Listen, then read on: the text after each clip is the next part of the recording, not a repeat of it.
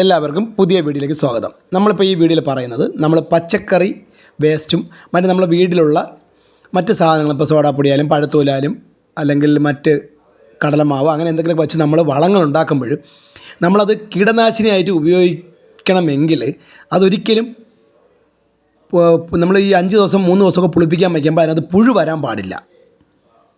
അപ്പോൾ അതിന് ചെയ്യേണ്ട ഒരു മാർഗ്ഗമാണ് പറഞ്ഞു തരുന്നത്. മുമ്പ് വീഡിയോയിൽ നമ്മൾ ഒരുപാട് വീഡിയോയിൽ ജൈവ കീടനാശിനികൾ ഉണ്ടാക്കാൻ പറഞ്ഞെങ്കിലും പക്ഷേ ഇത് നമ്മൾ പറയാൻ വിട്ടുപോയതാണ്. അപ്പോൾ ഈ വീഡിയോ കൂടി അത് ഷെയർ ചെയ്യണം. നമ്മൾ ഏത് ചെടിക്കായാലും പച്ചക്കറിക്കായാലും ചെടികൾക്കായാലും ഒക്കെ നമ്മൾ ജൈവ കീടനാശിനികൾ ഉപയോഗിക്കുന്നുണ്ട്. അപ്പോൾ അത് അറിഞ്ഞിരിക്കേണ്ട ഒരു കാര്യം, ഒരു കാരണവശാലും നമ്മൾ ഇത് പുളിപ്പിക്കാനായിട്ട് വയ്ക്കുമ്പോൾ കണ്ടിന്യൂ എല്ലാ ദിവസവും അടച്ചു വയ്ക്കരുത്.